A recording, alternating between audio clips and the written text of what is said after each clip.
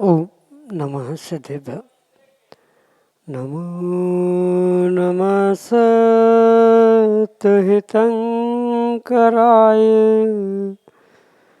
वीराय भव्याम्बुजभास्कराय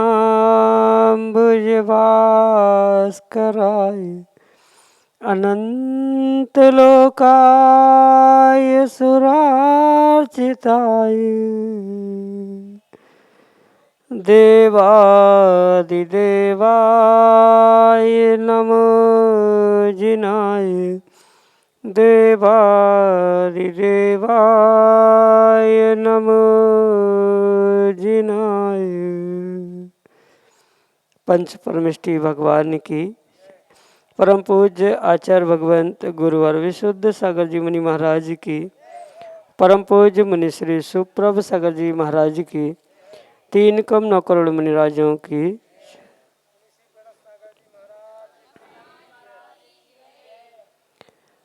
जिया कब तक उलझेगा संकल्प विकल्पों में। ये पंक्ति को सुनते सुनते हमारे अनेक भाव निकल गए, लेकिन आज तक हम उन संकल्प विकल्पों से बाहर नहीं आ पाए। कारण कि हमने आज तक अपने मन के विकल्प को समीचीनता की ओर ले जाने का पुरुषार्थ नहीं किया। कभी विकल्प समीचीनता को प्राप्त भी हुआ तो पुण्य के अभाव में उसका सम्यक रूप से समाधान हमें प्राप्त नहीं हो पाया। परम पूज्य आचार्य भगवंत गुरुवर विशुद्ध सागर जी महाराज के मंगल सुभाषित से परम पूज्य मुनि श्री सुप्रभ सागर जी महाराज ने आपको वह अनूठी विधा प्रदान की है, जिसके माध्यम से आप अपने मन के संकल्प विकल्पों को समीचीनता प्रदान करते हुए उसका सम्यक रूप से समाधान आगम के परिप्रेक्ष्य में परम पूज्य मुनिश्री से प्राप्त कर सकते हैं। तो आप भी पुरुषार्थ करें और अपने समीचीन विकल्प को भेजते हुए परम पूज्य मुनिश्री से उसका आगम के परिप्रेक्ष्य में सम्यक समाधान प्राप्त करें, क्योंकि जहाँ विकल्प है वहाँ दुख है और उस दुख से मुक्ति का उपाय है सम्यक समाधान। तो प्रारंभ करते हैं उस सम्यक समाधान को। और आज के पहले विकल्प के लिए उज्जैन मध्य प्रदेश से श्रीमती ममता ताराचंद जैन महाराष्ट्र के श्री चरणों में बारंबार नमोस्तु निवेदित करते हुए अपना समीचीन प्रश्न रख रहे हैं कि महाराज जी, सिद्ध चक्र महामंडल विधान में चक्र शब्द का क्या अर्थ है? हमारे समीचीन विकल्प का सम्यक समाधान करने की अनुकंपा करें। नमोस्तु महाराज जी, नमोस्तु। ओम नमः सिद्धम। परम पूज्य आचार्य भगवान गुरुवर विशुद्ध सागर जी महाराज की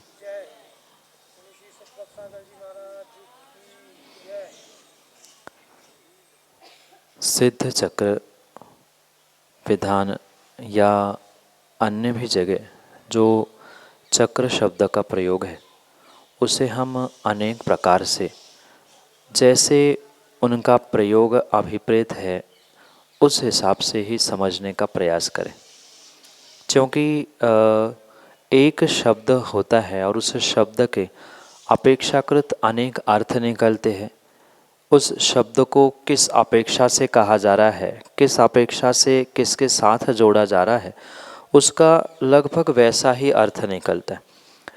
आचार्य भगवान समंतभद्र स्वामी शांतिनाथ भगवान की स्तुति करते हुए बृहद स्वयंभू स्तोत्र में उस एक चक्र शब्द को अनेक प्रकार से प्रस्थापित करते हुए कहते हैं कि जिन्होंने उस धर्म चक्र को प्राप्त करने के लिए कर्म चक्र को नष्ट करते हुए समाधि चक्र का प्रयोग किया, ऐसे वे शांतिनाथ भगवान महान है, पूज्य है। तो वहाँ एक चक्र को अनेक अपेक्षा से जैसा ग्रहण किया है, वैसा ही यहाँ सिद्ध चक्र विधान के संदर्भ में चक्र शब्द को भी समझना होगा। क्योंकि चक्र का अर्थ मात्र जो चका या चक्र हमने देखा है उतना ही नहीं, अपितु उसे संसार चक्र की अपेक्षा से, यानी जो संसार में परिभ्रमण करने के लिए चतुर्गतियाँ है, उसके अपेक्षा से संसार चक्र कहा जाता है। वह जो धर्म चक्र है, जो तीर्थंकर भगवान होते, वह तीर्थंकर भगवान धर्म तीर्थ को चलाते हुए जो उनके विहार के समय में एक धर्म चक्र जो 24 आरो वाला आगे चलता रहता है, उस धर्म चक्र की या उनकी प्रभावना के लिए वह धर्म चक्र आगे आगे अतिशय के रूप में चलता रहता है। तो वह चक्र जो सिद्ध चक्र विधान के संदर्भ में प्राप्त होता है, वहाँ उस चक्र का अर्थ सामान्य चक्र के रूप में नहीं, जिन्होंने अपनी सिद्धि को अपने उस ऊर्जा के माध्यम से ज्ञान ध्यान तपस्या आदि आदि के माध्यम से सिद्ध करते हुए एकत्रित किया है, चक्रित किया है, संदर्भित किया है, ऐसे सिद्धों की आराधना के रूप में वह सिद्ध चक्र इस प्रकार से वहाँ अभिप्रेत करते हुए उसकी संज्ञा सिद्ध चक्र विधान के रूप में कही जाती है। जैसे जो सिद्ध चक्र मंडल का विधान का जो मंडल आपने देखा होगा, ये यंत्र देखा होगा, वहाँ जो उसका मंडल बना हुआ है वह भी चक्र के रूप में दुगने दुगने अर्घ के रूप में देखने के लिए मिलता है।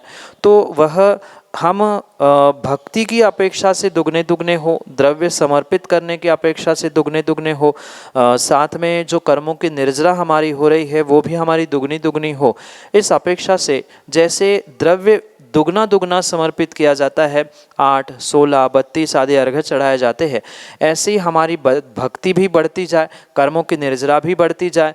ऐसे जैसे चक्र की वह रचना है, ऐसे ही हम भी उस सिद्धि को चक्र के भांति प्राप्त करें, उस सिद्धि को अपने जीवन में उतार ले, इस अपेक्षा से ही वहाँ सिद्ध चक्र ऐसा संज्ञा देते हुए सिद्ध चक्र विधान की व्यवस्था बनाई गई है, जो कि आपके लिए सम्यक समाधान से। देश की राजधानी दिल्ली से मोक्ष जैन महाराज जी के चरणों में बारंबार नमस्तु करते हुए कह रहे हैं कि महाराज जी, जो माचिस बनती है उसमें बाइंडिंग के लिए जिलेटिन डाला जाता है, तो क्या हमें माचिस का उपयोग करना चाहिए? हमारे समीचीन विकल्प का सम्यक समाधान करने की अनुकंपा करें। नमोस्तु महाराज जी, नमोस्तु। जिलेटिन एक अशुद्ध द्रव्य है जो जीवों के कलेवर से या किसी जीवों के अंतरंग शरीर के किन्हीं घटकों से मिलकर बनाया जाता है। और ऐसा जो नॉनवेज पदार्थ है, भले ही हम उसे डायरेक्ट भोजन के रूप में ग्रहण नहीं कर रहे हैं, पर कहीं ना कहीं उनका प्रयोग करने से उनकी प्रोडक्ट्स की बिक्री या उसकी मांग बढ़ना आदि से परोक्ष रूप से हम हिंसा के लिए ही निमित्त बन रहे हैं। इसलिए इनका प्रयोग सोच समझ के करने की आवश्यकता है। पर ये बात तो मैंने पहली बार सुनी है कि माचिस में जिलेटिन जैसे पदार्थों का प्रयोग आता है, क्योंकि इसके बारे में विशेष रूप से हमें पहले जानकारी करनी पड़ेगी। पर अगर ऐसा है तो इसका प्रयोग करते समय करने के पूर्व श्रावकों को पूर्ण रूप से विचार करने की आवश्यकता है। और मात्र घर के कार्यों में ही नहीं, अपितु जैसे शुद्धि में चौका बनाया जाता है सोलों के वस्त्रों के साथ, उसी माचिस का आदि का प्रयोग भगवान के अभिषेक पूजन के जल प्रासुक करने आदि के निमित्त से भी प्राप्त होता है। तो ऐसे सिचुएशन में जब हमें उसका ठोस प्रमाण मिल जाए कि माचिस या माचिस की तिली या उसकी डिब्बी बनते समय जिलेटिन रूपी नॉनवेज अशुद्ध पदार्थ का प्रयोग किया जा रहा है, तो स्वाभाविक सी बात है उसका प्रयोग करना किसी भी प्रकार से उचित नहीं है। पर पहले पक्की जानकारी उस विषय में करने की आवश्यकता है कि वास्तव में वही पदार्थ है या अन्य वैसा कुछ पदार्थ है। पर अगर उसमें अशुद्ध पदार्थ है तो वह प्रयोग में लाना उचित नहीं है। यही आपके लिए सम्यक समाधान। शुद्धात्म जैन आरा बिहार से अगले समीचीन विकल्प के। नमोस्तु महाराज जी, नमोस्तु महाराज जी, नमोस्तु महाराज जी। मेरा यह प्रश्न है कि सनातन धर्म और जैन धर्म में क्या अंतर है? यदि दोनों अलग है तो उन दोनों में क्या अंतर है? नमोस्तु महाराज जी। जिसका कोई आदि नहीं होता, प्रारंभ नहीं होता, उसे सनातन कहा जाता है, जिसका अंत भी नहीं होता। उसे अनंतता के कारण से भी सनातन कहा जा सकता। और वास्तविकता को अगर समझे तो हमारा जैन धर्म ही एक सनातन अनादि अनंत रूप से प्राप्त होने वाला धर्म।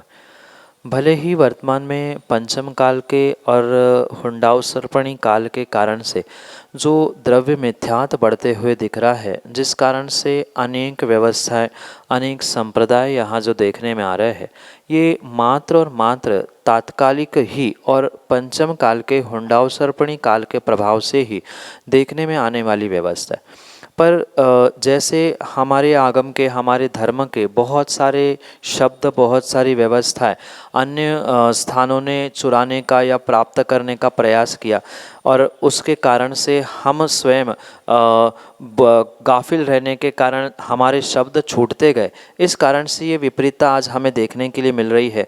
जैसे पंच परमागम हमारे जैन धर्म का होने पर भी अब उसका प्रयोग हमारे ही किसी संप्रदाय विशेष के द्वारा किया जाता है। मुमुक्षु शब्द है, ऐसे बहुत सारे शब्द है, बलिपीठ है।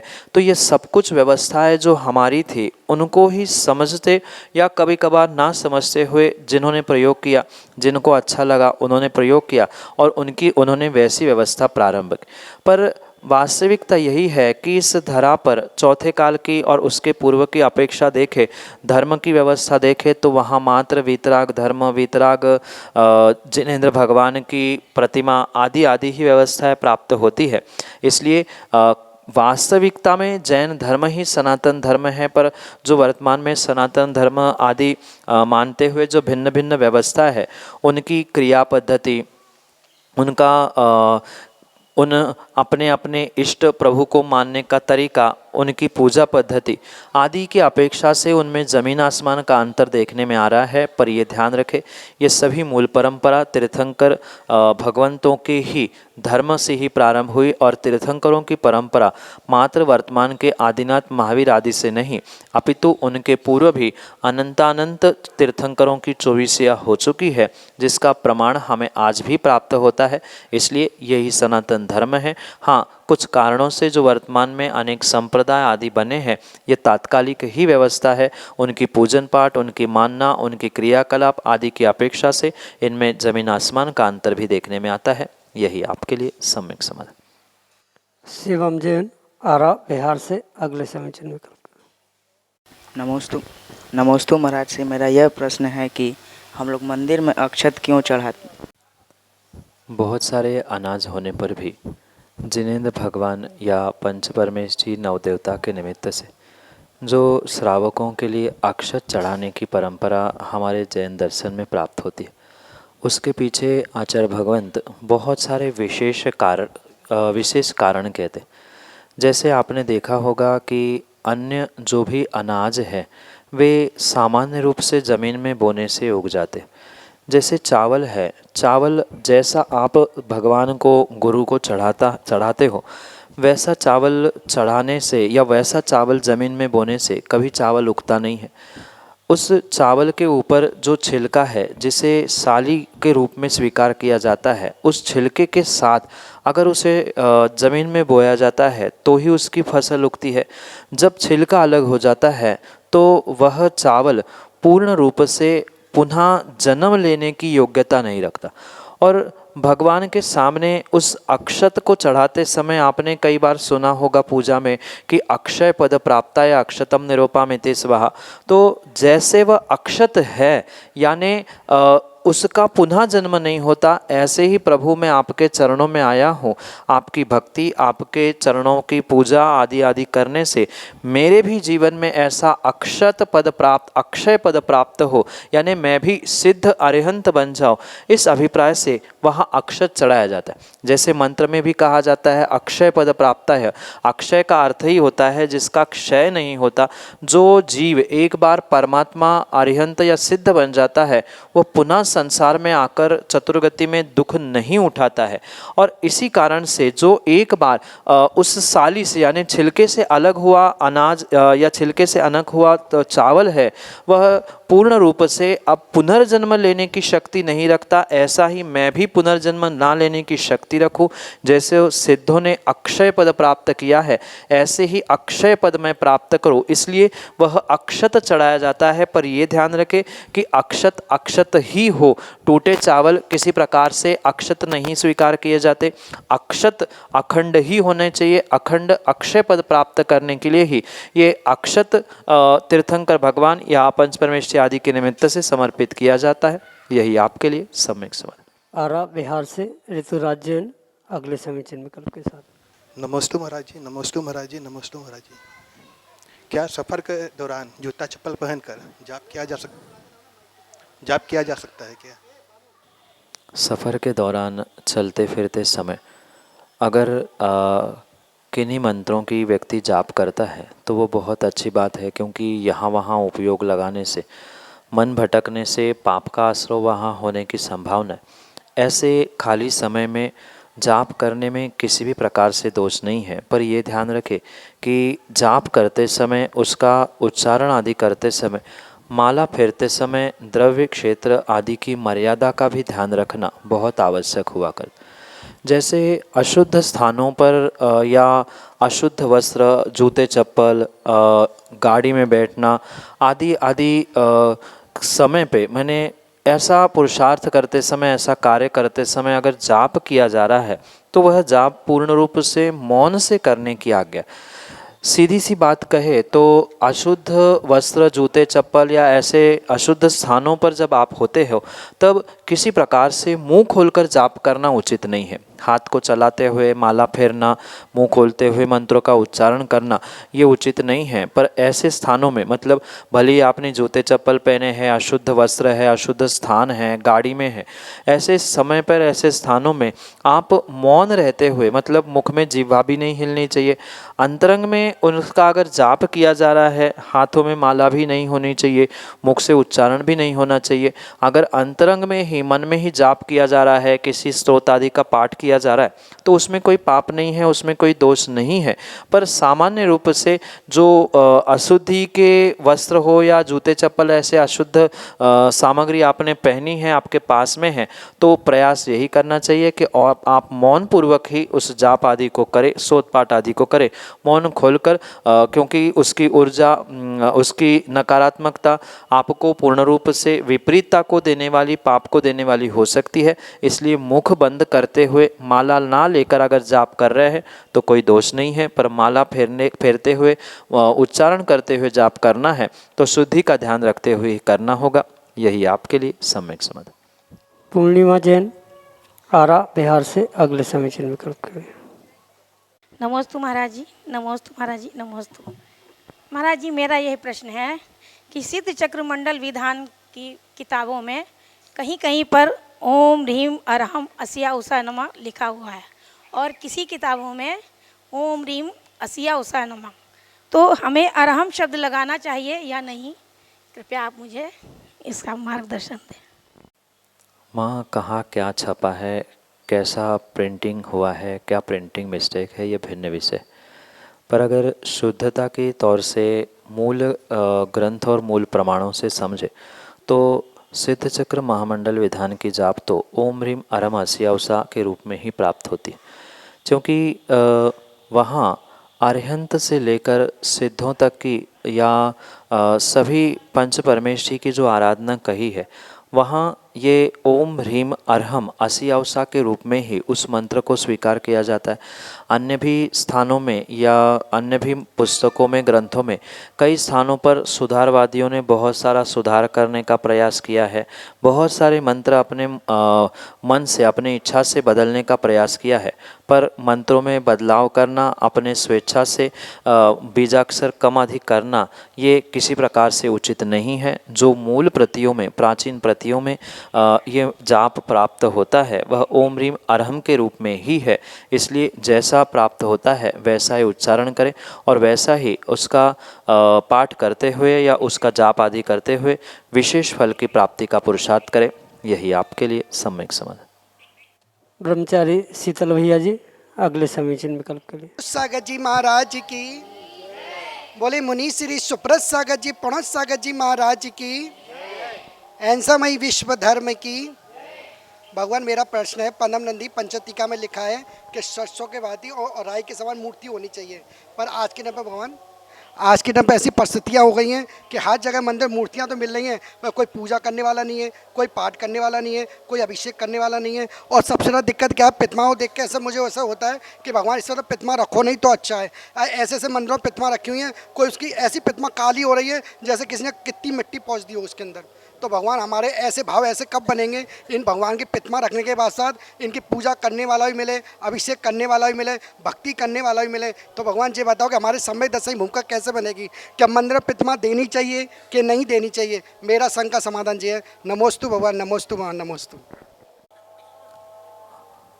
जिनेंद्र भगवान की प्रतिमा विराजमान करना, जिनेंद्र भगवान का मंदिर बनवाना, ये श्रावकों के लिए अचिंत्य पुण्य का कार्य करने का निमित्त है। इसमें किसी भी प्रकार से कोई भी विकल्प नहीं। पर वर्तमान के परिप्रेक्ष्य में जो बढ़ते हुए मंदिरों की संख्या, प्रतिमाओं की संख्या और उसके परिप्रेक्ष्य में जो व्यवस्था के अभाव में कह दो या जागरूकता के अभाव में, प्रमाद के कारण जो कई सारे मंदिरों की जिनेंद्र प्रतिमाओं पर धूल चढ़ी हुई दिखती है, ये विश्वास मानना उन विराजमान करने वालों के और साथ में उसके जो व्यवस्थापक है, वहाँ की जो समाज है, उनकी भी किस्मत पर धूल चढ़ने का ही ये पुरुषार्थ। कहीं ना कहीं आपने देखा होगा ये प्रैक्टिकल कि जिन मंदिरों में, जिन क्षेत्रों में, जिन समाजों में ऐसी प्रतिमाएं, ऐसे मंदिर, ऐसी व्यवस्थाएं दिखती है, कहीं ना कहीं वहाँ की समाज और वहाँ के जो सदस्य है वो भी उस अधोगति की ओर ही बढ़ते हुए देखने में आते हैं। क्योंकि स्वाभाविक सी बात है कि जैसे हम जिनेंद्र भगवान के साथ उनकी व्यवस्थाओं में पुरुषार्थ करेंगे, वैसा ही प्रतिफल अपने जीवन के साथ वो प्राप्त करेंगे। इसलिए ये कभी मैं नहीं कह सकता हूँ कि उससे अच्छा तो भगवान की प्रतिमा ही ना रखे, मंदिर ही ना बनवाए। मंदिर बनाने में, प्रतिमा रखवाने में किसी भी प्रकार से कोई दोष नहीं है, अचिंत्य पुण्य का ही फल है।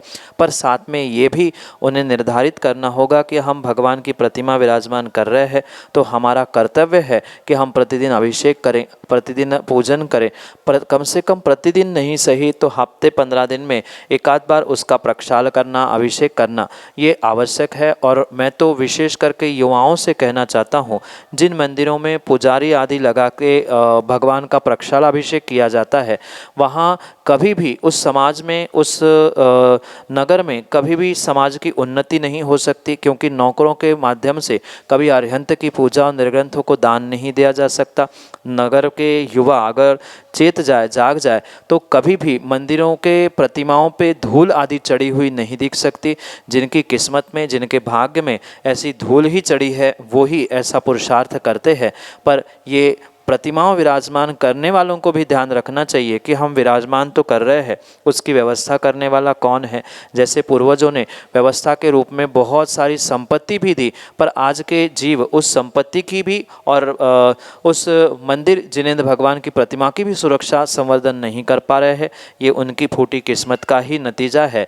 ये सत्य है, यथागति तथामति, यथामति तथागति। ये सत्य समझते हुए हम पुण्य कार्यों का तो निषेध ना करें, पर उससे विधि पूर्वक कैसे हम सुधार कर सकते हैं, ये सोचे समझे और उसमें सुधार करते हुए आने वाली पीढ़ी को इस विषय में विचार करके सुधार करने की और पुरुषार्थ करने की आवश्यकता है। यही आपके लिए सम्यक समाधान।